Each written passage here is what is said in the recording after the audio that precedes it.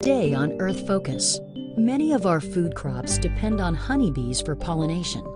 But bees are disappearing, and now there is new evidence why. Coming up on Earth Focus. Honeybees, the essential pollinators for many of our major crops, have been dying off in massive numbers since 2006, and they are continuing to die. This threatens our food supply and can affect the U.S. economy, where 1 in 12 jobs depend on agriculture. Bees really are the underpinning of an entire agricultural system. And when you pull out that underpinning or that pin, you begin to see the collapse of an entire agricultural system. I think we're at that tipping point. I think we're 1 or 2 years away from disaster. Evidence is growing that a new class of pesticides, called neonicotinoids, may be accelerating bee death. Pesticides the Environmental Protection Agency allowed on the market without adequate testing and despite warnings by its own scientists that they are toxic to bees. These pesticides are now used on most U.S. crops, including almost all American corn. EPA says there is no evidence to show they cause bee death if properly used.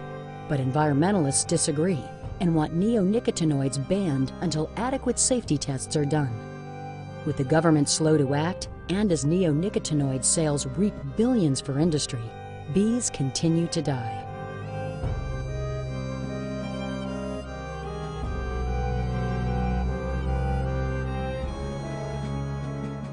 One out of every 3 bites of food we put in our mouths is directly dependent on the honeybee. That includes crops like strawberries, zucchini, apples, cherries, blueberries, cucumbers, and pumpkins. It also includes forage and hay crops that support the dairy and meat industry. Pollination is essential to local economies. California's almond industry is an example. Almonds here are the cash crop in the state. We grow them for consumption here and they're exported abroad. Now, almonds rely exclusively on honeybees to produce that nut each year. In fact, now it's over $3 billion a year business. Without bees, almond processors don't exist. Without bees, the ability to transport those around the globe doesn't exist. That entire food chain, from the bee to the beekeeper, to the food processor, to the trucker, all of those points of our current food system come back to the bee. What if the bees vanish? Experts can imagine U.S. growers will be confined to just 3 crops: wheat, rice, and corn, crops that don't require bees for pollination. And the impact on the economy and the consumer could be profound. Declines in bee populations are not new. In the U.S., they've been slowly decreasing for some time. In the last 60 years, the number of honeybee colonies in the U.S. fell by 45%. The EPA says the prevailing theory among the global scientific and regulatory communities is that declines in the health of honeybees in general are related to complex interactions between multiple stressors, including inadequate food sources, diseases, habitat loss, bee management practices, as well as pesticides. In the past 6 years, we've lost somewhere between 4.5 million and 12 million colonies. Around 2006, U.S. beekeepers reported something new, something they've never seen before: sudden massive bee deaths that came to be called colony collapse disorder. Colony collapse disorder is a situation where you have a handful of bees left and a queen normally, or nothing, and a lot of young brood. The queen's still trying to lay, but the adults have all disappeared and flew off, going away. The basic foragers that go out and bring the pollen back to the hive and keep the sustainability of the hive going, we're not returning to the hives. Typically, if a hive dies, there'll be some remnants in the hive of a few straggler bees, or you'll see some brood, and these were just wiped clean.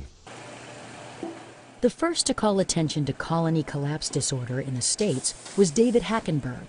one of about 600 U.S. commercial pollinators. Every year, he trucks his 3,000 beehives cross-country to pollinate crops from California to Maine. The fall of '06, with good-looking beehives in October, and trucked these bees south. 3 weeks later, I'm back down there, same location where we unloaded 400 hives of bees 3 weeks before that. Got in this bee yard and started looking at these bees, and there's nobody home. I mean, there's, out of 400 and a couple hives, there's only 30 some that really even looked like a beehive anymore. If you got empty boxes, where'd the bees go? I've seen it in my own operation. I've seen a significant decline in the number of colonies that I'm able to keep alive, and my honey crop this past season was the lowest in 36 years. And it reflects what's going on nationally.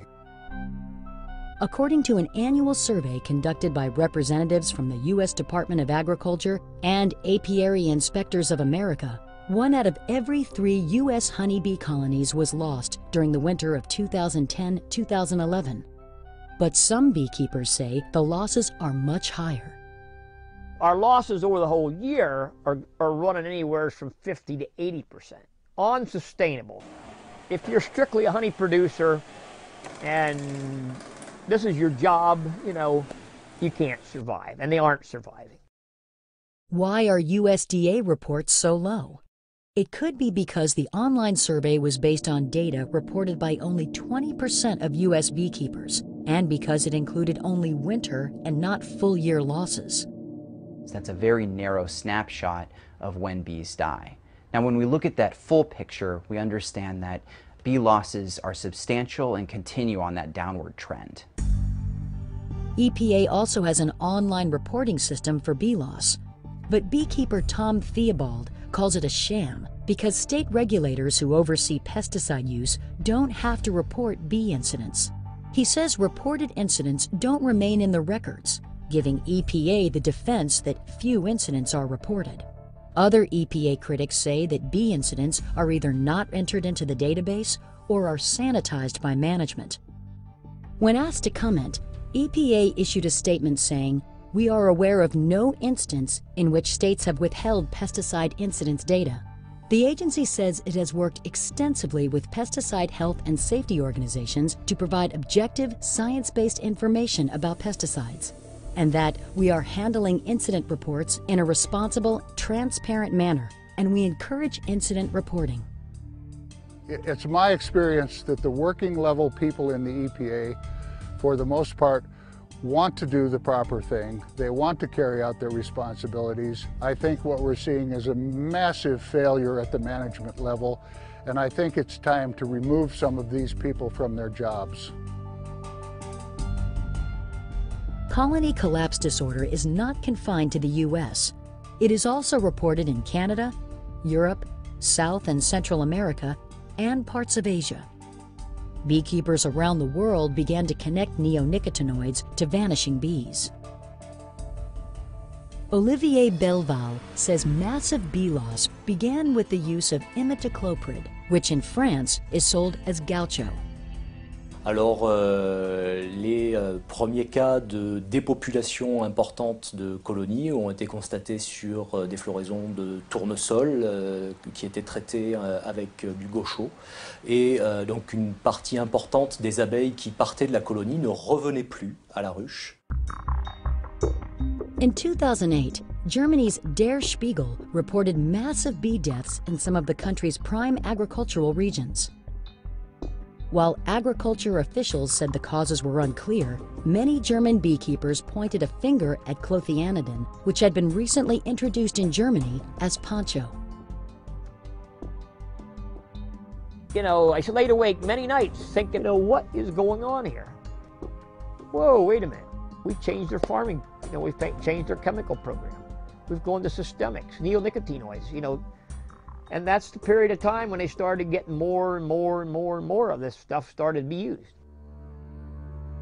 Neonicotinoids are systemic pesticides that are absorbed by and become part of the plant, making all parts of it, including pollen, toxic to insects. They are taken up by the vascular system of the plant and transferred to all portions of the plant, so that any insect that sucks or chews on that plant is affected by that insecticide. It's a chemical that causes exposure constantly. Neonicotinoids are related to nicotine and are neurotoxins, or nerve poisons, that attack insects' nervous systems, causing paralysis and eventually death. Clothianidin is very toxic to bees, a level as low as 1/10 of a part per billion. 1 part per trillion can have an effect on the honeybees, and the modes of action are multiple. In some cases they can kill the bees outright. In some cases they can compromise their immune system. They can compromise their navigational ability, their memory. They've been linked to disorientation, to the inability of bees to communicate, the inability of queen bees to reproduce, that is, produce the brood. And they disrupt that delicate balance between the honeybee and its environment. They may fly out and die. They may fly out and not be able to find their way home again. This is colony collapse disorder at its core. The neonicotinoids imidacloprid and clothianidin, manufactured by the German chemical giant Bayer and registered for use in the U.S. by EPA, are widely used in commercial agriculture as well as home gardens. They are applied on crop seed, soil, and plant leaves. Engineered to be easier to use than older generation pesticides, they are also longer lasting and were thought to be less toxic to wildlife. But some scientists now say that neonicotinoids are more toxic to bees than the pesticides they replaced, and they linger in soil and water for years. France banned imidacloprid in 1999, and Germany banned clothianidin 2 or 3 years later. It's also been banned in Slovenia and in Italy. And what we saw was a rebound of the bees in those countries. But clothianidin is not banned in the United States. The Environmental Protection Agency is supposed to license or register pesticides if they meet standards for protection of the environment and human health. The problem, however, is that EPA has cited a provision in our federal pesticide law that allows it to conditionally register pesticides. And it's that discretionary authority to allow pesticides on the market prior to having a full battery of tests to make safety determinations that is problematic. This loophole allows companies to sell a pesticide before EPA gets all the safety data. And this is precisely what happened with clothianidin. EPA registered the chemical without having full knowledge of what its impacts on bees would be, and said, we're going to design a study with the manufacturer, Bayer, but in the meantime, we're going to allow this pesticide on the market. In 2003, EPA scientists concerned about the toxicity of clothianidin wanted to test the effect of the pesticide on bees exposed to treated corn and canola seed in a natural setting. Instead, EPA allowed Bayer to market clothianidin first and complete the study on its own product a year later. By the end of 2004, the study was not done. Meanwhile, clothianidin was already in use on over 88 million acres of U.S. crops. Bayer finally completed the study in 2007. Initially, EPA said it was sound, but in 2010, the agency reversed itself and found the study to be deficient. Tom Theobald saw where it fell short. The life cycle study consisted of putting 4 colonies of bees on 2.5 acres of crops treated, the seed treated with clothianidin. What is completely disregarded is the fact that a colony of bees will forage over several thousand acres. It was the key study upon which conditional registration was granted to clothianidin, and it has failed to satisfy the requirements of registration. EPA called for a new field study, one that may take years to complete. The EPA told Earth Focus it is working to develop suitable designs for pollinator studies and will seek independent scientific peer review of proposed approaches for future pollinator studies, a process that will allow the agency to explore more rigorous testing of pesticides and their impacts to pollinators. But for some beekeepers, this may be too little, too late. And this is where EPA has basically gone wrong, because, you know, they were created to protect the environment. Something has gotten in the way. I mean, we've gotten somewhere we got the cart before the horse. When you take a situation where you know a chemical is highly toxic to a bee and bee colonies, and you allow that chemical to be put out into the marketplace without having complete answers to the impact that those chemicals are going to have on bee health and bee colony sustainability, you're not doing your job as a federal regulator. I don't know why they're allowing clothianidin on the market. I have a suspicion, as any reasonable person would, and that is that it returns about $1 billion a year to the chemical industry. The power and influence of the pesticide lobby is pervasive in DC. That power is strong, that influence is quite strong, both in direct lobbying and actually in campaign contributions. Those that have the vested interests and the money are able to influence the statutory and regulatory decisions that are made. And as a result, we end up with a system that doesn't ask about the essentiality of introducing these chemicals, doesn't ask about, do we need these chemicals? It says we can create a threshold of acceptable hazard and then not worry about anything else. EPA officials deny that neonicotinoids are responsible for colony collapse disorder and told Earth Focus, "We are aware of no data demonstrating that an EPA-registered pesticide used according to the label instructions caused colony collapse disorder."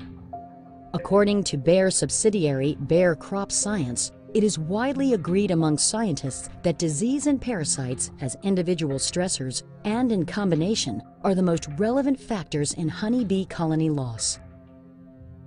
The pesticide industry conducts or sponsors its own studies that show neonicotinoids do not have long-term effects on bees under natural or field conditions. Bayer is taking a play straight out of the handbook of big tobacco. That is, we will continue to create enough uncertainty around an issue that nothing happens. So what they've said is that because we cannot conclusively say this pesticide, clothianidin, causes this X bee death, we can not do anything about it. We need more and more and years of research before we can do anything. So big tobacco did this for years and years with cigarettes and secondhand tobacco. We now see the same thing with bees and pesticides. While the link between colony collapse disorder and neonicotinoids has not been conclusively proven, over 100 independent studies not funded by the pesticide industry, show that neonicotinoids have acute, sublethal, and chronic effects on bees. The body, the weight of evidence of studies that have come forward in the past several years have fairly conclusively said that pesticides, both alone and in combination with other factors, are leading to this sudden bee decline or colony collapse disorder. Two reports published in the March 2012 journal Science show what happens to bees exposed to levels of neonicotinoids found in field conditions. British researchers report bumblebees exposed to imidacloprid grew more slowly, and the number of queen bees produced fell by 85%. A French study showed that fewer honeybees made it back to their colony after exposure to the neonicotinoid Cruiser.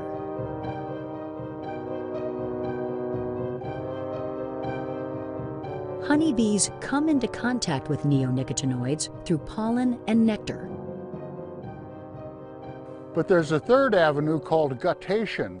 It's droplets that are exuded by the plant, usually in the morning, typical of corn, and the bees will use that as a moisture source Those are very high in systemics and can kill the bees outright. If you want to look at high impact exposure and look at what could be causing this massive decline in colony health, you've got to look at contaminated corn or corn that's treated with neonicotinoid pesticides. At least 90% of the over 94 million acres of corn that were planted in the United States this year were treated with neonicotinoids. This is a substantial number, and it's on an upward trend. We see that these corn fields are one of the only places that bees can forage or find food. You know, corn don't need bees. Unfortunately, corn has a lot of pollen. When corn pollinates in late July and August, corn pollen is flying through the air everywhere. You could go and watch a beehive that's not even sitting in the cornfield, bringing in corn pollen, because as that bee flies through the air, its hair on its body is like a magnet, and it absorbs. That's the way it was developed, to go into that plant, take that pollen, get it on its hairs, move it from that plant to the next plant to cross-pollinate. So as that bee's flying through the air or visiting the corn, because the bee is looking for pollen, it's bringing back that pollen from that corn plant to the hive, loaded with lots of things. Here we have a situation where, as with most pesticides, there's drift off the target site. And so with these neonicotinoids, what we're seeing is that actually the plants, it could be wildflowers, it could be dandelions, it could be plants along the side of the road, on the farm, by the farm, that are also picking up this chemical as a systemic and also expressing contaminated pollen. Purdue University researchers recently found that dust exhausted from seed planting machinery carries highly concentrated doses of neonicotinoids that can be fatal to bees. There's a lot of farmers out here today that really don't want that stuff, but they have no choices because, that's the way the system has become. When most farmers now go to actually purchase seeds from a seed supplier, they now are forced to buy seed that's been treated with these products.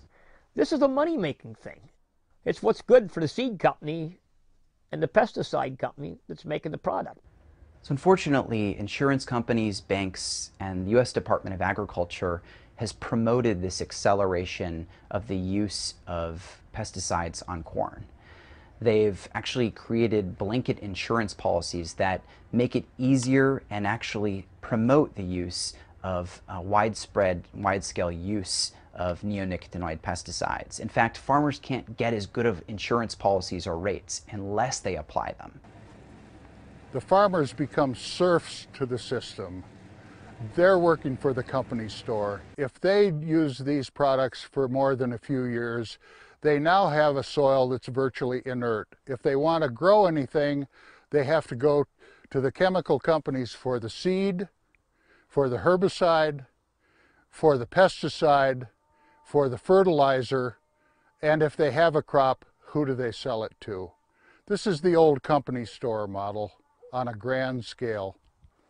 Unless the EPA is given the opportunity and faces increased public pressure, it's unlikely that the agency will take the necessary steps to protect our bees. And public pressure to protect the bees is growing. Recently, over 250,000 people from across the country sent a clear message to the Environmental Protection Agency that they need to take immediate action to phase out or suspend the use of these neonicotinoid pesticides, specifically clothianidin. Now, that message from EPA back is, we're not listening. La solution pour nous, elle est simple, c'est interdire ces produits sur les plantes visitées par les abeilles. The precautionary principle is a principle that's followed in most of the European countries and most of the other countries, and it means that we err on the side of caution. That a chemical is not released to the market until its safety is assured.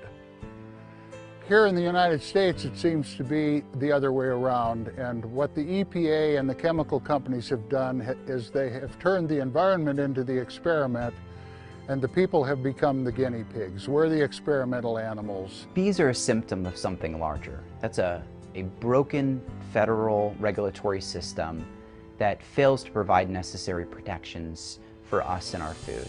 We're on a crash course with our existence. I think the bees and the demise of the bees are that message to us. You know, are my grandkids and their kids going to be reaping this, or are we going to be able to fix it before that? That's, you know, I don't have an answer.